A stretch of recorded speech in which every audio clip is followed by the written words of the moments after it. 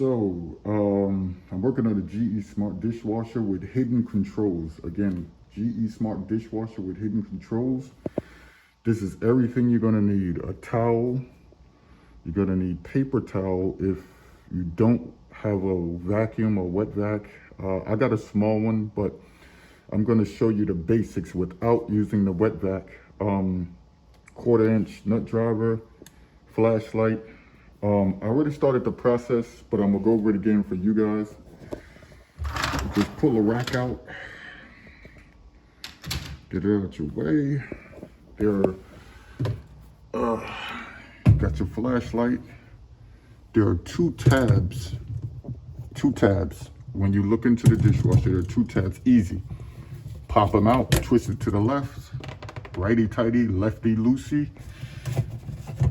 This one also, pull those tabs out, pull this filter out, pull the screen out. You have a little twist in that locks into the filter. You pull that out, easy pull out. This is the main reason why your dishwasher doesn't dry. So with that being said, there's usually water in here, and if you don't get it out, it's going to spill at the bottom once you remove the sensor. But I started the process already with my paper towel. See, they're all soaked. So I removed it. You want to get some paper towel and soak the water completely out, or you want to get a wet vac and soak the water out, so that way it doesn't go on the bottom on your floor.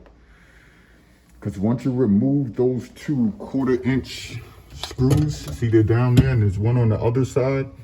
Once you remove those, it will pour out. You have to replace that for your dishwasher to dry. So I'll put a picture of the model number. Get the model number. They're usually on the side right here. You just can see that. You take a picture of that, it's going to send you straight to the product number. So you don't have to worry about that. But when your dishes are not drying, this is the problem. It's an easy remove. So let's do that. Nut driver. Let's get that out of there. Then we have a second one. Get back there. This blade is in the way a little bit, but it'll wiggle back and forth. You can take the blade out if you want to, but I don't suggest the extra work. Okay. As you can see, there are two buttons down there. There's a clamp, but there's a clipped-on power source right there. You unhook that power source, you get the part, you replace it, put it back down, make sure the O-ring is in. So there's an O-ring on that, and you want to make sure that O-ring is in place, or else you'll have a mess. So let's try to unhook that. I got the camera in my hand, so it's pretty difficult. Let's get this out of here.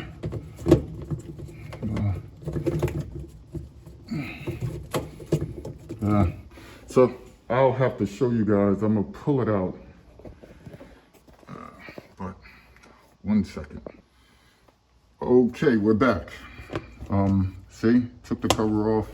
This is just wrapped around it, but this is what you need to order the piece. You put it back in there, you're good to go. Make sure the power's off.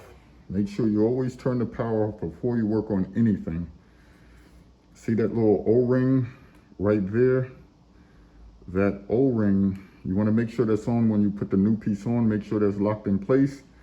And as you see what I did earlier, you just put it back down in there and you're good to go. Screw everything back in as you have taken it off, and you're good to go. Replace that piece and your element will start working again. So that's my video. For all of you guys that want to get in skilled trades that'll help you, or any just household You want to do some DIY, do it yourself, that's how you do it. And then the element will work again and you're good to go.